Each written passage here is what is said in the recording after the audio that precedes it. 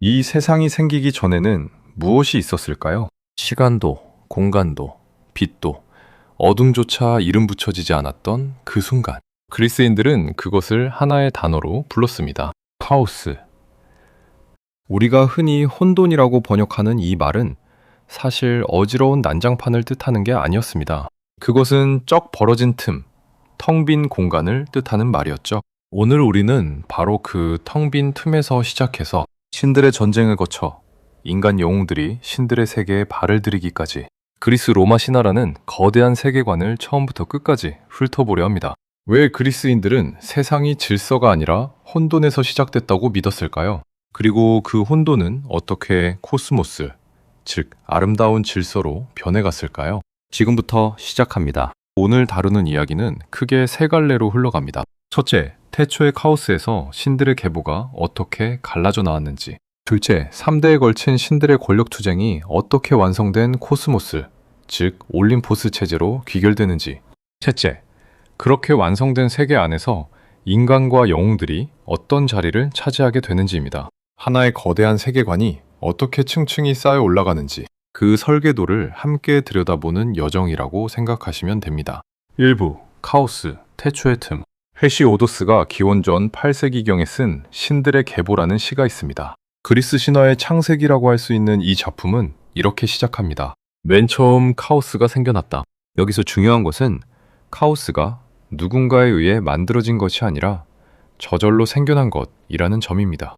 그리스 신화에는 유대 기독교 전통처럼 무에서 유를 창조하는 절대자가 없습니다. 대신 존재 그 자체가 스스로 벌어져 나오듯 생겨납니다. 카오스는 하늘과 땅이 아직 분리되지 않은 형체 없는 심연이었습니다. 위도 아래도 앞도 뒤도 없는 상태. 물리학자들이 오늘날 빅뱅 이전의 특이점을 설명할 때 느끼는 막막함과 크게 다르지 않을 겁니다.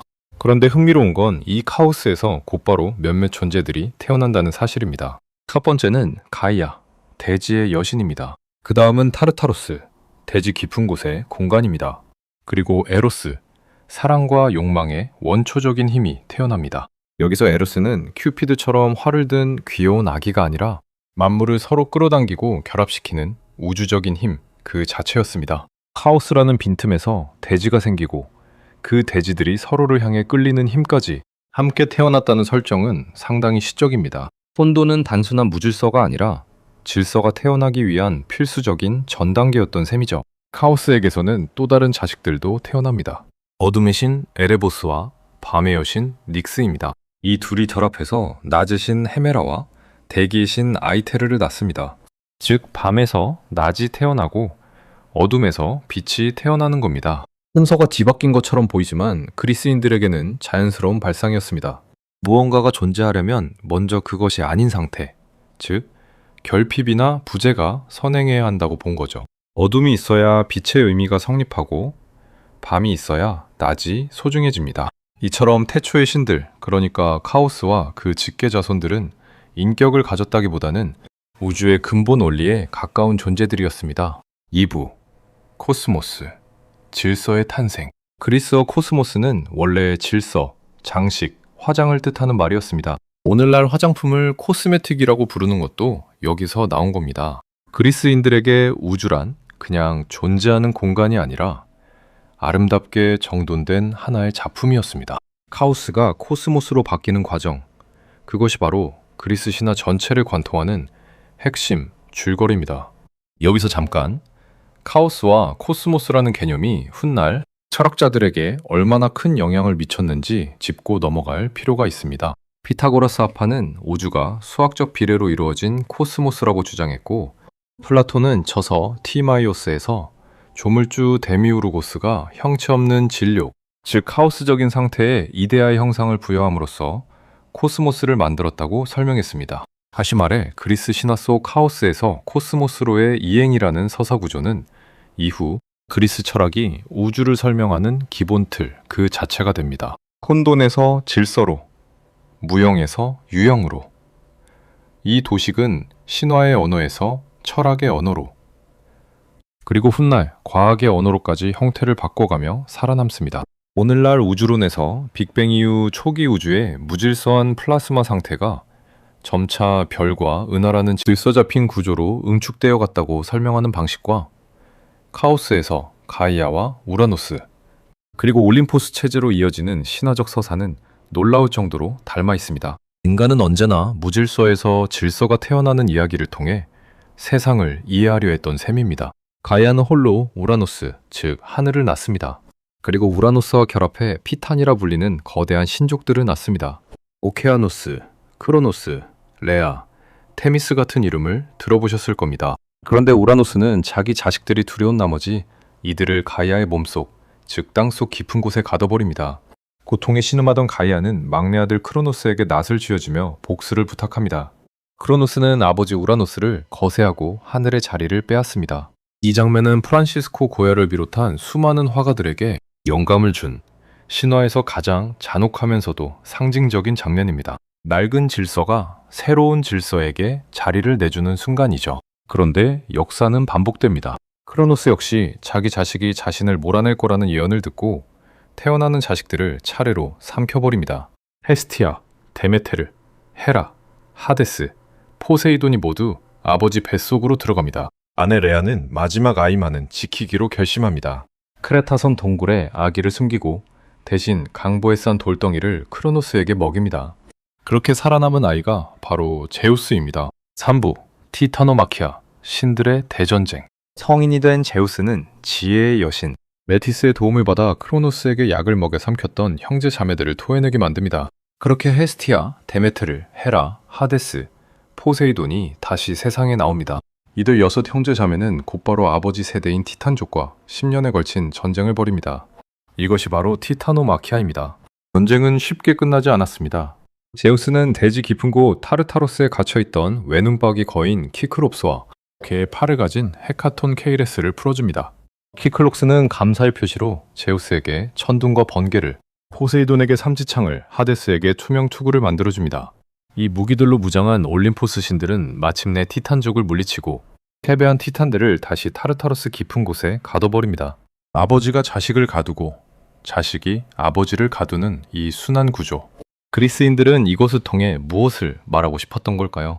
아마도 권력이란 영원하지 않으며 모든 질서는 결국 더 젊고 강한 힘에 의해 갱신된다는 냉정한 세계관이 아니었을까요? 한편 티탄족 중에서도 아틀라스는 전쟁에서 진 대가로 영원히 하늘을 어깨에 짊어지는 형벌을 받습니다.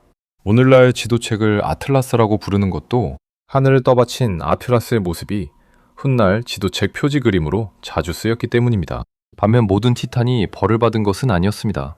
앞니를 내다보는 능력을 가졌던 프로메테우스와 그 형제 에피메테우스처럼 애초에 올림푸스 편에 섰거나 중립을 지켰던 티탄들은 살아남았습니다.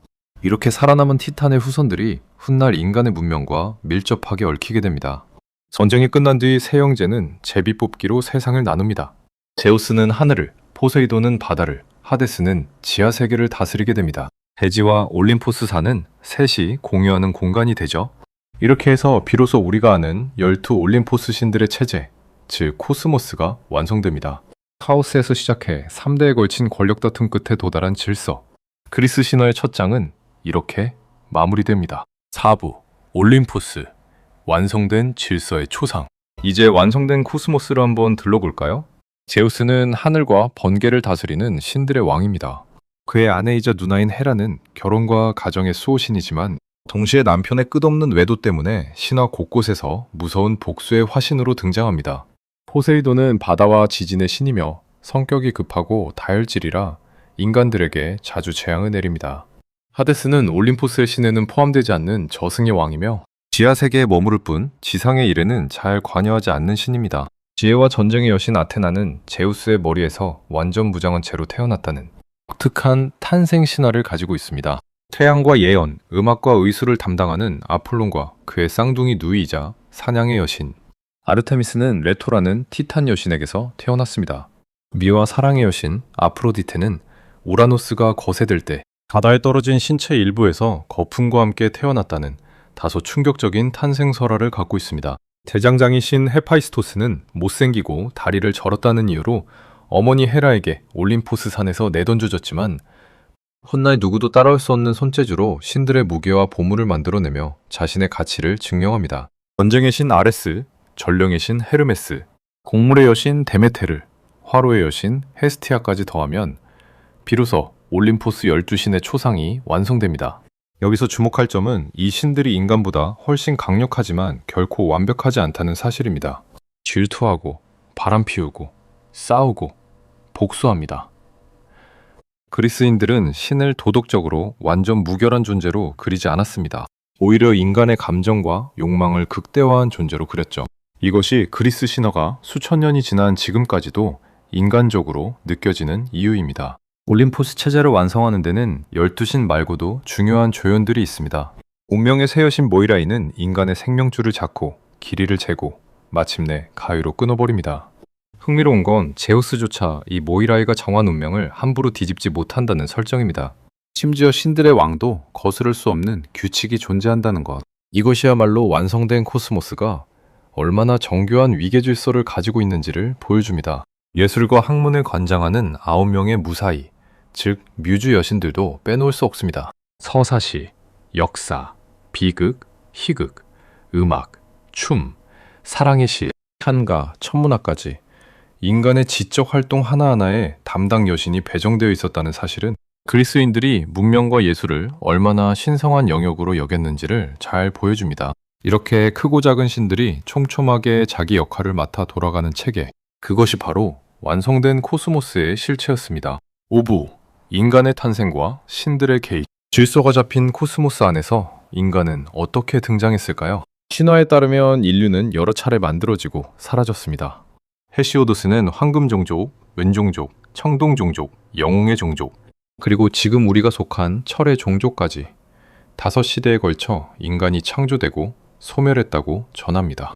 각 시대는 이전보다 점점 타락하고 고통스러워지는 방향으로 흘러갑니다. 황금 시대에는 노동도 질병도 없이 평화롭게 살았지만 철의 시대인 지금은 서로 속이고 다투는 것이 일상이 되었다는 겁니다. 흥미롭게도 이 5시대 사이에 영웅의 시대가 끼어 있다는 점이 독특합니다. 트로이 전쟁이나 테베 전쟁에서 싸운 영웅들이 살았던 그 시대는 인간이 신들과 가장 가까이 지냈던 마지막 순간이었습니다. 참고로 판도라의 이야기도 이 시기에 등장합니다. 프로메테우스가 인간에게 불을 건네준 것에 분노한 제우스는 이번엔 인간에게 재앙을 선물하기로 합니다.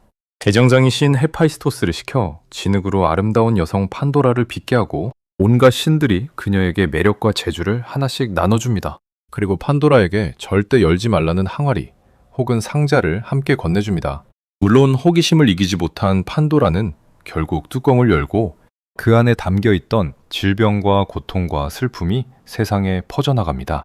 다만 마지막 순간 항아리 바닥에 남아있던 것은 희망이었습니다. 그리스인들은 이 이야기를 통해 인간의 삶에 고통이 섞여있는 이유를 설명하는 동시에 그 모든 고통 속에서도 희망만은 인간 곁에 남아있다는 위안을 함께 전하고 싶었던 것 같습니다. 인간과 신 사이를 이어주는 또 다른 대표적인 존재가 바로 프로메테우스입니다. 티탄족의 후예이면서도 인간 편에 섰던 프로메테우스는 제우스가 인간에게서 불을 빼앗자 해양나무 줄기에 불씨를 숨겨 인간에게 몰래 가져다 줍니다.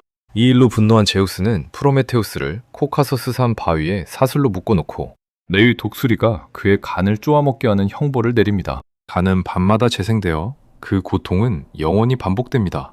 이 이야기는 단순한 처벌의 서사를 넘어 문명과 기술을 향한 인간의 욕망이 얼마나 위험하면서도 티란적인 것인지를 보여주는 상징으로 오늘날까지 인용됩니다. 6부 영웅들, 신과 인간 사이의 존재. 이렇게 완성된 코스모스 안에서 신도 인간도 아닌 제3의 존재들이 등장합니다. 바로 영웅입니다. 그리스 신화 속 영웅 대부분은 신과 인간 사이에서 태어난 반신반인이었습니다. 제우스의 아들 헤라클레스가 대표적이죠. 헤라클레스는 헤라의 저주로 광기에 빠져 죄를 저지르고 그 죄값을 치르기 위해 12가지 과업을 수행합니다. 메메아의 사자를 맨손으로 제압하고 머리가 9개 달린 히드라를 물리치고 저승의 문을 지키는 개 케르베로스를 끌고 오는 등 인간의 한계를 초월하는 업적들을 하나씩 완수해 나갑니다. 페르세우스는 메두사의 목을 베는 임무를 받아 죽음을 부르는 괴물의 눈을 직접 보지 않기 위해 장패에 비친 모습만으로 목을 베는 지혜를 발휘합니다. 테세우스는 미궁 속 괴물 미노타우로스를 처치하고 아리아드네가 건네준 실타래 덕분에 무사히 빠져나옵니다. 그리고 트로이 전쟁의 두 주인공 아킬레우스와 오디세우스도 빼놓을 수 없습니다. 아킬레우스는 발 뒤꿈치를 제외한 온몸이 강물에 담가져 불사의 몸이 되었지만 결국 그 유일한 약점 때문에 파리스의 화살에 목숨을 잃습니다.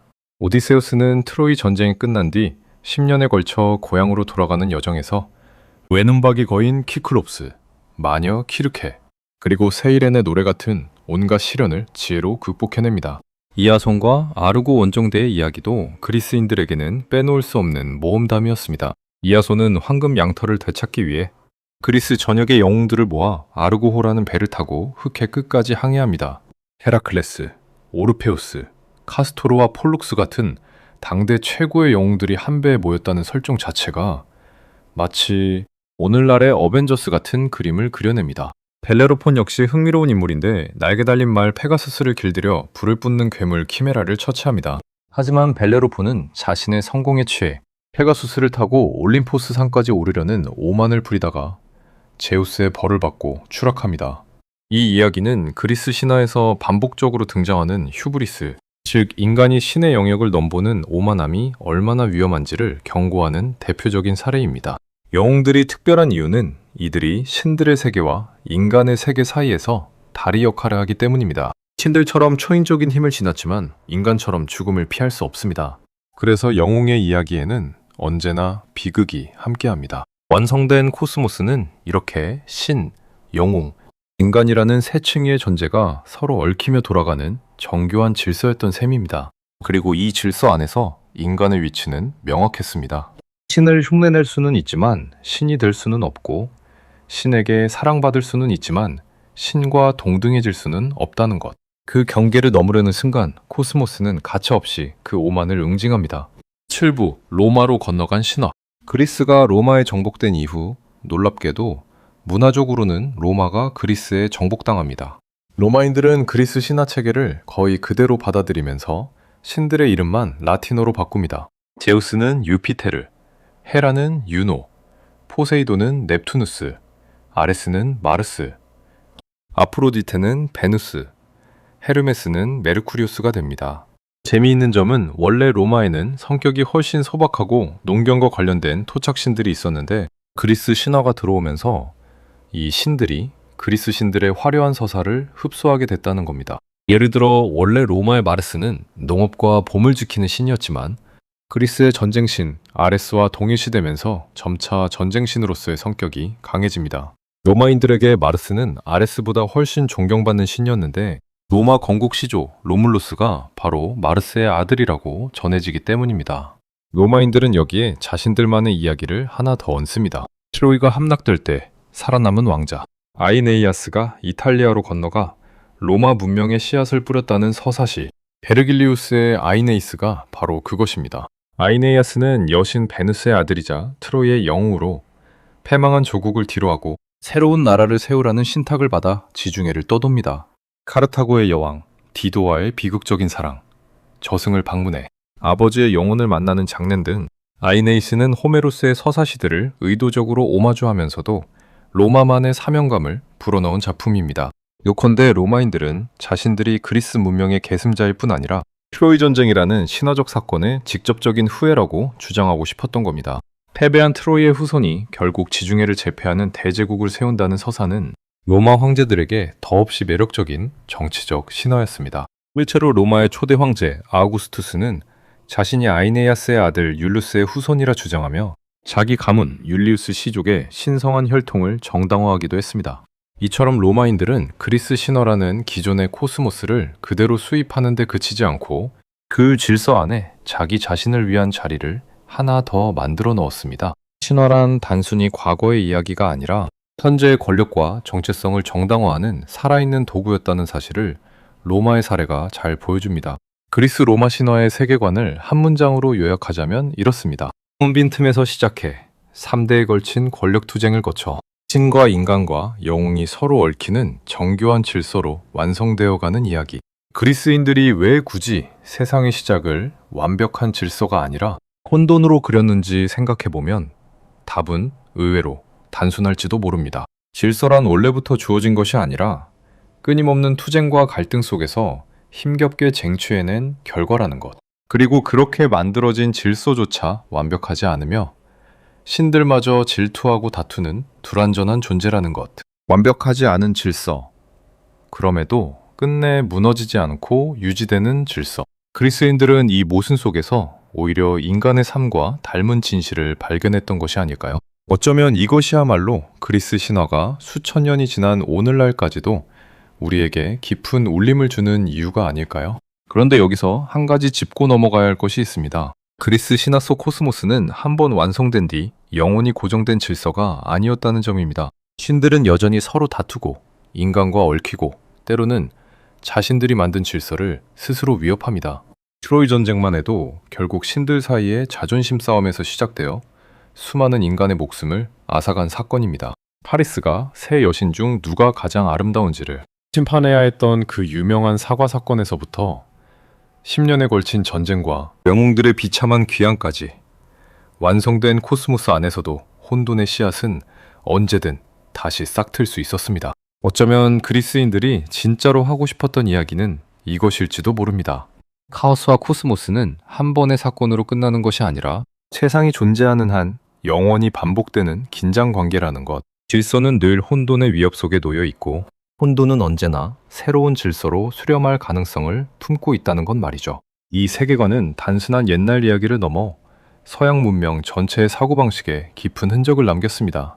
셰익스피어의 비극에서부터 현대 마블 영화 속 신들의 이름까지 카오스에서 코스모스로 향하는 그리스인들의 상상력은 여전히 우리 곁에 살아 숨쉬고 있습니다.